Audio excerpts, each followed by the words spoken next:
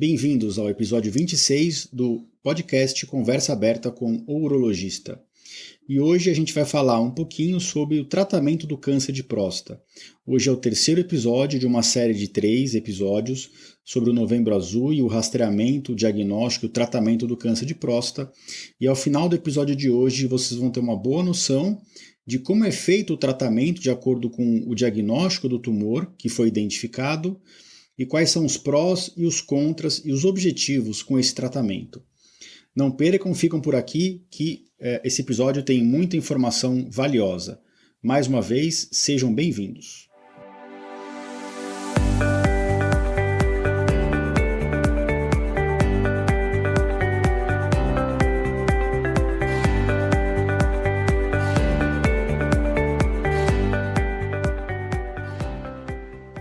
Bem-vindos ao podcast Conversa Aberta com o Urologista. Meu nome é Giovanni Marchini, sou médico urologista formado pela Faculdade de Medicina da USP e serei o anfitrião desse show.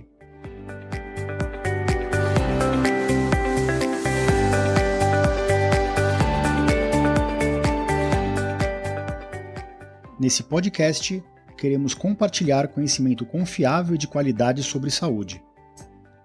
Com um formato único e inovador e sempre com o foco no paciente, nós vamos esclarecer as suas dúvidas, trazendo todos os ângulos das situações vivenciadas no dia a dia da urologia.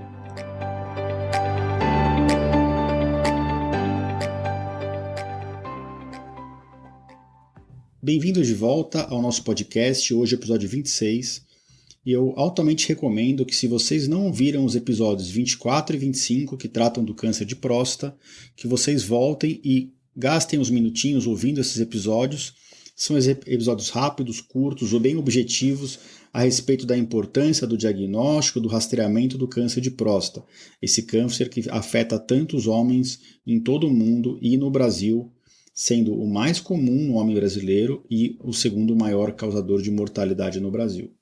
Mas hoje a gente está aqui para falar sobre o tratamento e não sobre o rastreamento. E eu vou dividir o tratamento de forma bem prática para vocês da seguinte forma. Quando a gente faz o diagnóstico do câncer de próstata, a gente fez a suspeita pelo PSA ou pelo toque, e a gente vai para uma biópsia, e a biópsia vem positiva, confirma um adenocarcinoma da próstata, a partir do momento do diagnóstico a gente tem que fazer algo que a gente chama de estadiamento. Ou seja, a gente tem que fazer exames para saber se o tumor está restrito àquele órgão no qual a gente fez o diagnóstico ou se ele já se espalhou para outros locais do corpo. No caso do câncer de próstata, quais são os parâmetros que nós usamos? Nós usamos o toque. No toque retal, se a gente encontra um nódulo ou uma próstata endurecida, a gente já tem alguma noção dessa região, se o tumor está querendo sair nas periferias da próstata. O próprio PSA já dá um indício para a gente. Geralmente PSA abaixo de 10, raramente é um tumor de próstata com metástase. Quando o câncer de próstata tem metástase, o PSA costuma ficar acima de 10 ou mais comumente acima de 20, tá bom? Mas esses não são os únicos exames, nem os únicos parâmetros. A gente costuma juntar no estadiamento uma ressonância de próstata, que não é 100% obrigatória, uma ressonância multiparamétrica da próstata, que vai ajudar a gente a identificar os limites do tumor da próstata, e inclusive a ver um pouquinho dos gânglios no abdômen. E a gente costuma usar uma cintilografia óssea.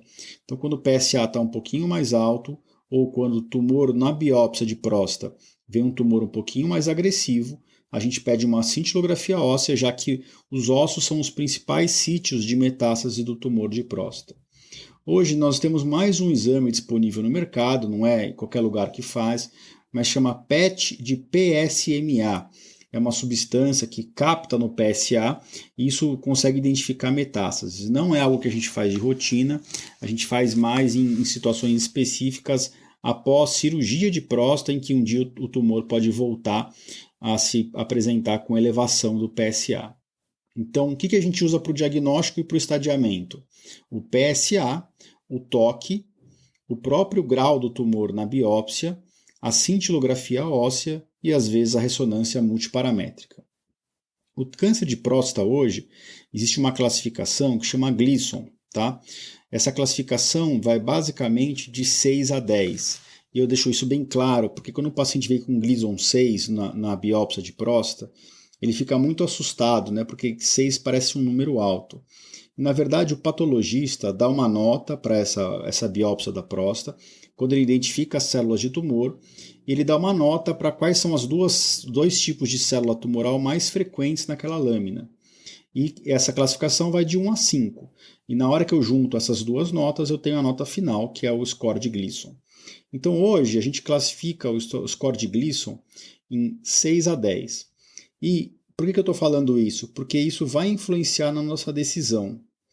Cânceres de próstata Gleason 6, ou seja, que são tumores de baixo risco, né, com o PSA baixo, com o toque normal, às vezes a gente nem palpa nódulos, e a gente vai entrar aqui na primeira linha de tratamento, que na verdade é o não tratamento. Por que eu estou falando isso? Porque para o câncer de próstata muito inicial, Gleason 6, que às vezes não está nem pegando no toque nenhum nódulo, e que o PSA está abaixo de 10, poucos fragmentos vieram positivos na biópsia, esse tumor é tão pequeno e tão indolente, a evolução dele é tão lenta, que a gente está autorizado pela literatura médica e pelos guidelines europeus e americanos, que é o que a gente segue, a propor para o paciente algo que se chama vigilância ativa. E como o próprio nome diz, essa é a primeira linha de tratamento. Vigilância por quê? Porque a gente vai vigiar o câncer desse paciente. E por que ativa? Porque a gente não vai só ficar olhando para o câncer fazendo toque e PSA todo ano. A gente tem que associar a isso uma biópsia de próstata a cada ano ou a cada 2 anos, mas o mais indicado é a cada ano mesmo. Por quê? Porque a gente sabe que se o tumor mudar de cara, ou se o toque ficar positivo, ou se o PSA subir muito de um ano para outro, esse câncer está mudando de cara. E esse câncer está se tornando mais agressivo. E aí, esse câncer começa a oferecer mais risco a médio e longo prazo para o paciente.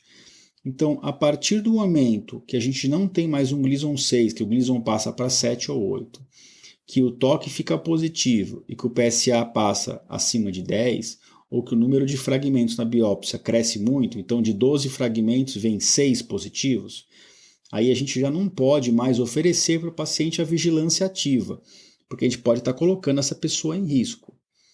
Por que a gente não sai operando todo mundo, né, ou tratando todo mundo do câncer de próstata? Por que essa opção da vigilância ativa foi criada? Porque o objetivo do tratamento do câncer de próstata é, primeiro, não deixar o tumor progredir, segundo, manter a continência urinária desse paciente para que ele não perca urina, e terceiro, manter a potência sexual. E os tratamentos de radioterapia e cirurgia e hormonioterapia, que eu vou comentar a partir de agora, eles podem comprometer esses fatores, esses parâmetros que são a continência urinária e a potência sexual. Então é para isso que a gente indica a vigilância ativa para pacientes que têm um câncer muito inicial. É lógico, se o paciente não deseja conviver com aquele tumor dentro dele sem saber se ele vai evoluir ou não, ele está autorizado a mudar de estratégia e solicitar o tratamento definitivo daquele câncer.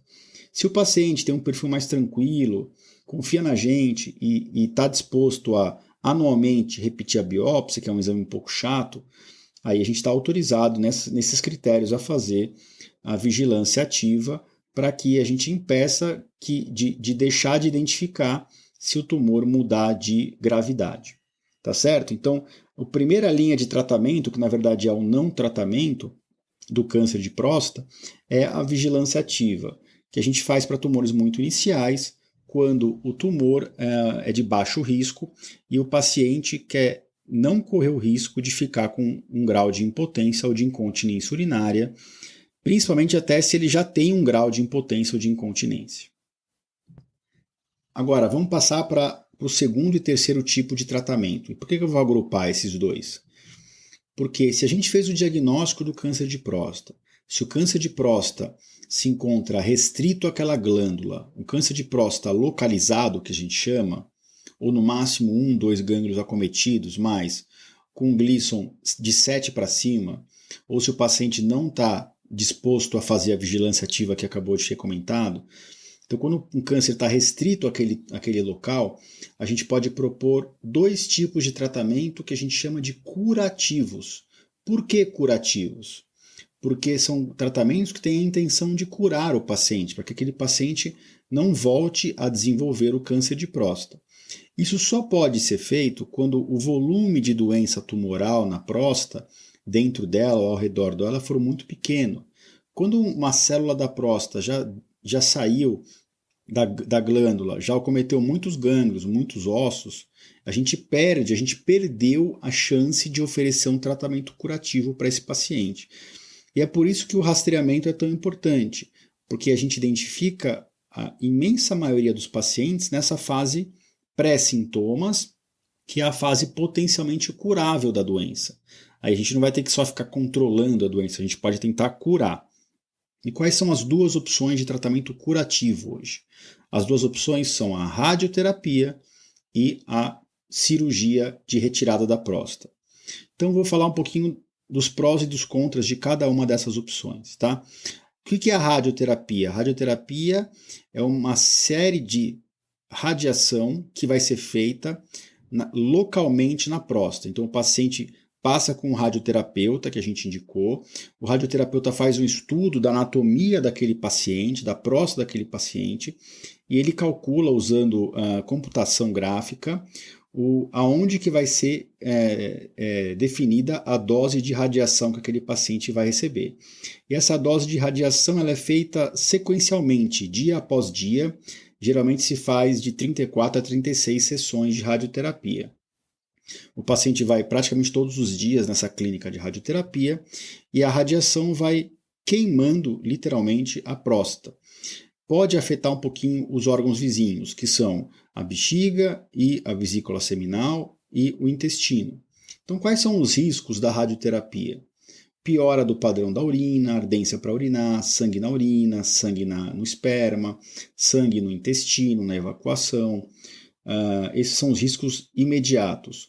Mas a radiação que começou nessa fase da radioterapia, ela dura anos no corpo da pessoa. Então, mesmo que a pessoa pare de ter sintomas, depois de muitos anos, 5, 10, 15 anos, as células continuaram mudando por causa da radiação e o paciente pode ter consequências tardias da radioterapia, as mesmas que eu acabei de comentar, e às vezes são quadros até complicados de tratar.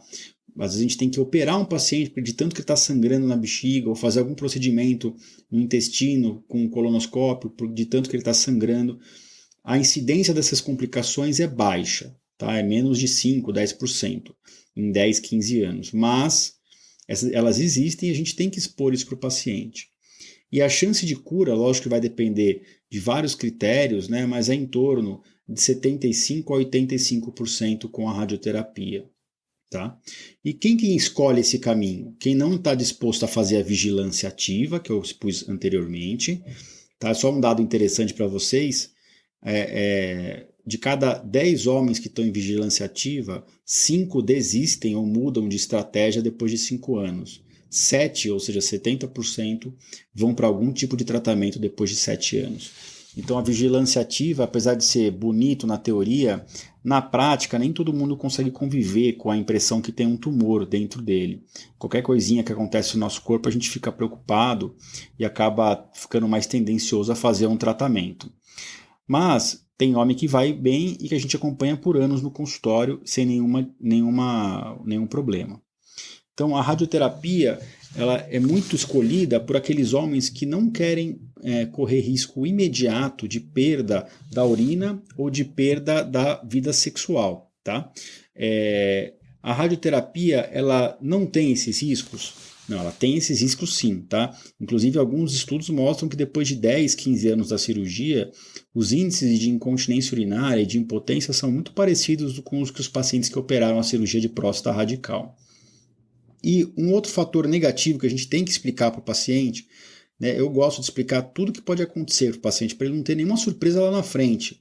E a gente cair naquela seguinte situação, poxa, a gente podia ter discutido isso antes de ter acontecido. Mas uma vez que você faz a radioterapia, o PSA não zera. O PSA cai, até um nadir, um valor basal que varia de paciente para paciente. Então, por exemplo, o PSA do paciente era 3 ou era 5, vamos supor um PSA de 5. Fez a radioterapia, caiu para 0,8.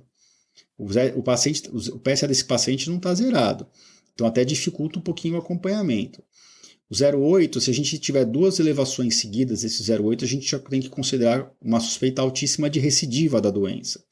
E tem que reestadiar o doente. Então, se caiu para 0,8, ficou 0,8, 0,7, 0,8, 0,7 ao longo dos meses. E depois de alguns anos começa 0,8, 0,9, 1, 1,2, 1,5, o tumor voltou. E aí, se o tumor voltar depois da radiação, a gente pode tentar operar esse tumor, fazer a prostatectomia radical. Mas essa cirurgia é muito agressiva nessa fase, com alta morbidade. A chance de uma lesão do canal da urina, da bexiga, ou mesmo do intestino que está grudado ali perto da próstata depois da radiação, é uma chance muito mais alta do que numa cirurgia sem radioterapia. Então a gente tem que expor essas coisas para o paciente.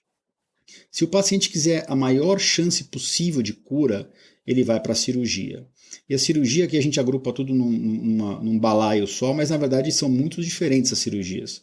A gente tem a cirurgia convencional, que é a cirurgia clássica aberta, que as chances de cura são iguais da cirurgia por vídeo e da cirurgia robótica. Mas a cirurgia por vídeo e a cirurgia robótica têm algumas vantagens. Primeiro, é uma cirurgia que costuma sangrar menos, até pelo fato delas serem por vídeo, isso aumenta a pressão na barriga e diminui o sangramento dos vasos durante a cirurgia.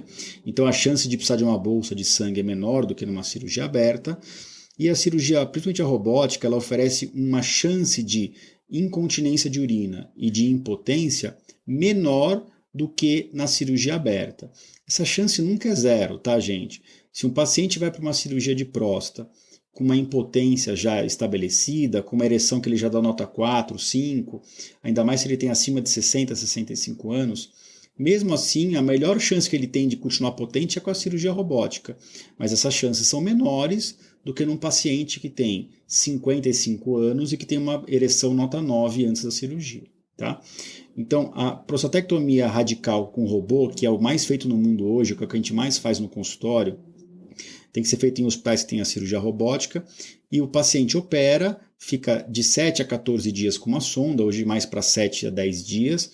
Depois que tira a sonda, fica com um pouco de gotejamento e rapidamente ele retoma a continência da urina, e com o passar de 3, 4 semanas a gente já começa a estimular bastante a vida sexual, até com medicamento, para que o paciente vá retomando a vida sexual.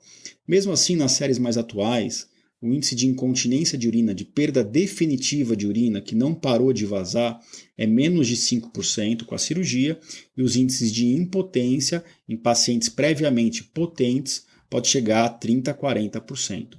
Então, não é algo isento de riscos, e a gente tem que expor isso para os pacientes.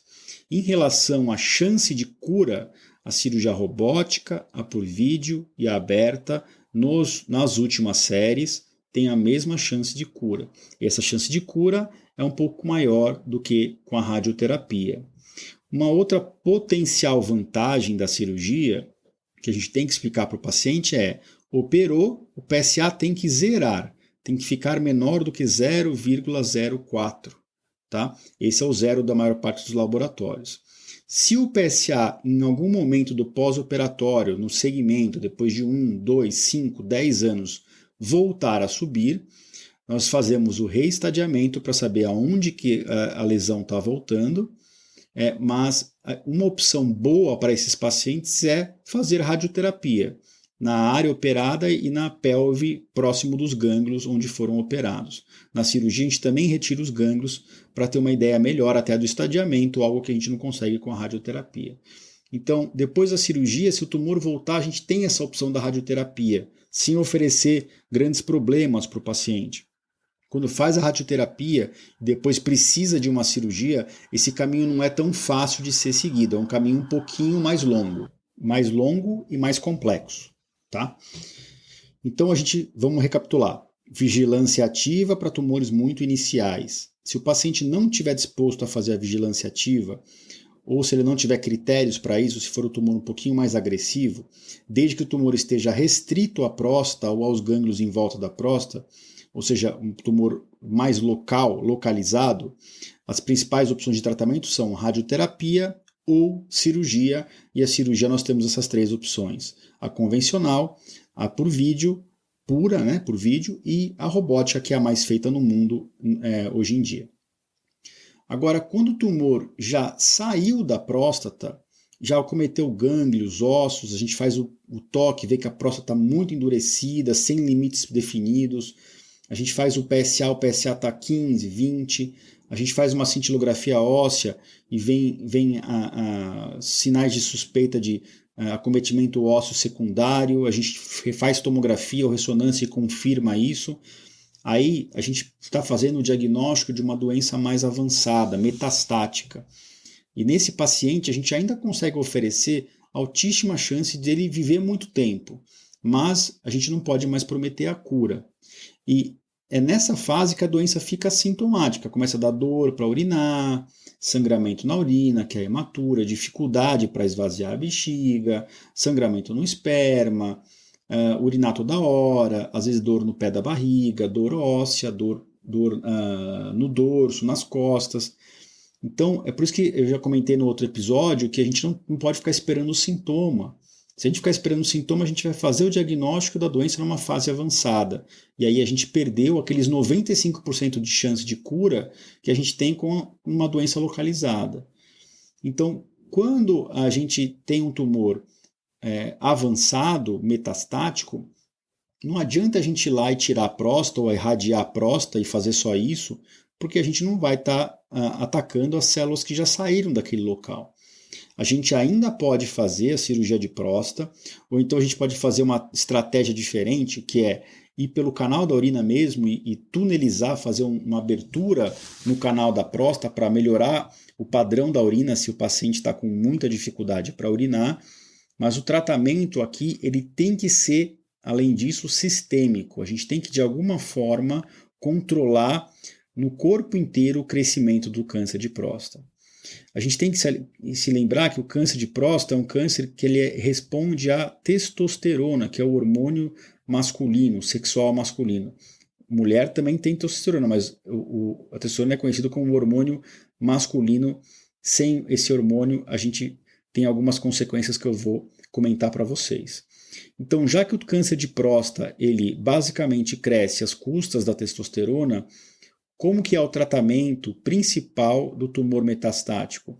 É bloquear, cortar a produção de testosterona no corpo. Como que a gente pode fazer isso? Basicamente de 2 formas.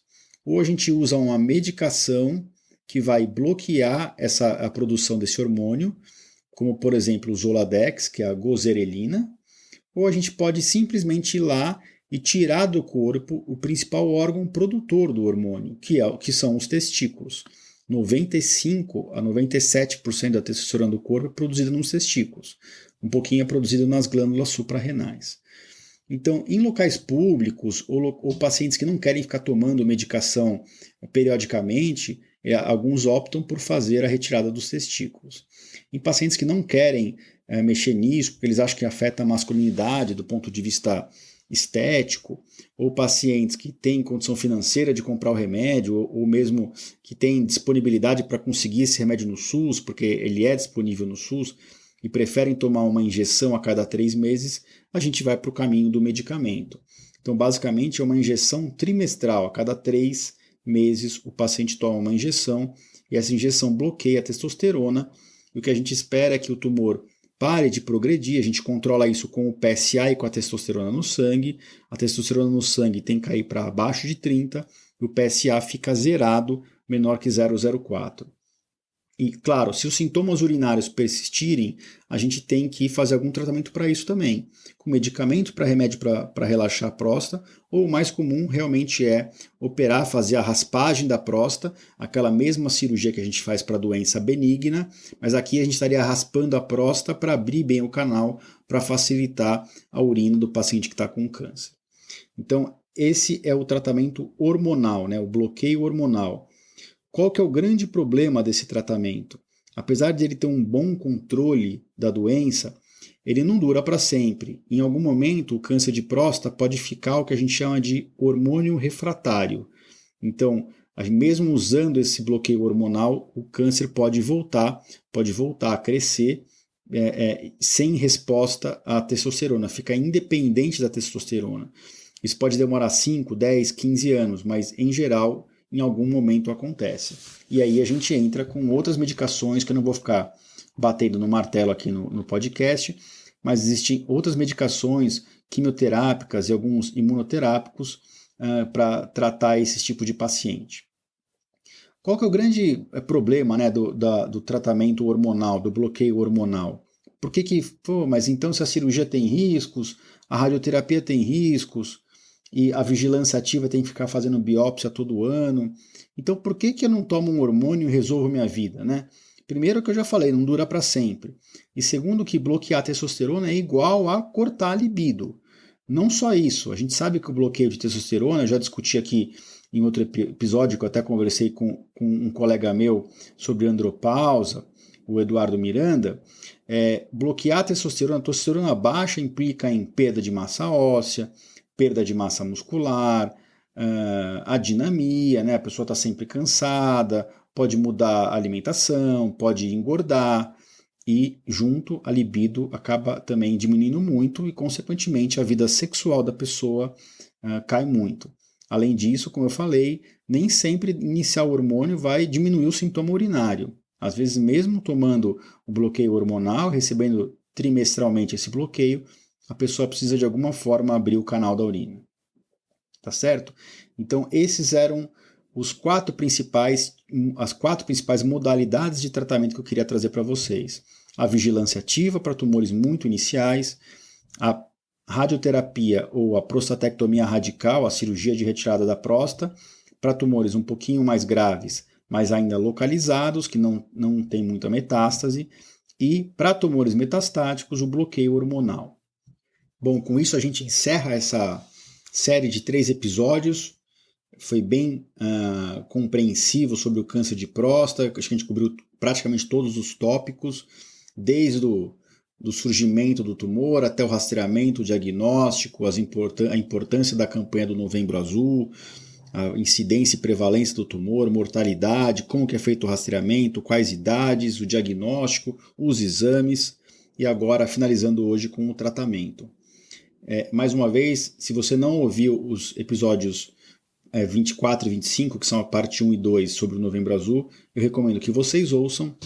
O episódio de hoje vai continuar nas principais plataformas de podcast da Apple, Spotify, SoundCloud, Deezer, todas que vocês costumam usar. Mas se vocês quiserem ouvir dentro do meu site, e lá eu permito que façam comentários, perguntas, isso tem sido muito gratificante. Esse episódio vai estar dentro do site www.ourologista.com.br/podcast/episódio 26, tudo junto. Tá ok? Então fiquem à vontade. Eu queria agradecer de novo a todos que têm apoiado o nosso podcast, aos elogios, aos compartilhamentos, aos pacientes do consultório que têm ouvido e têm gostado muito, a quem me segue nas redes sociais, no Instagram, no Facebook, no LinkedIn, no Twitter. Acho que em todas as redes sociais eu tenho tido retorno a respeito do podcast, e isso realmente tem sido muito gratificante. Afinal de contas, isso mostra que a gente está levando informação para quem precisa. E a gente se vê na semana que vem. Não percam, eu tenho entrevistas muito interessantes alinhadas agora com uma paciente minha e também com um super especialista, um nefrologista. E isso vai estar nas próximas semanas. Eu espero que vocês estejam comigo aqui de novo nos próximos dias. Um grande abraço a todos.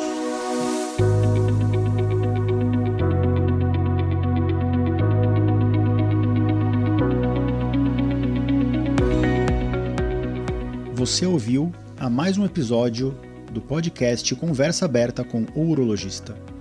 Mais uma vez, obrigado e até o próximo.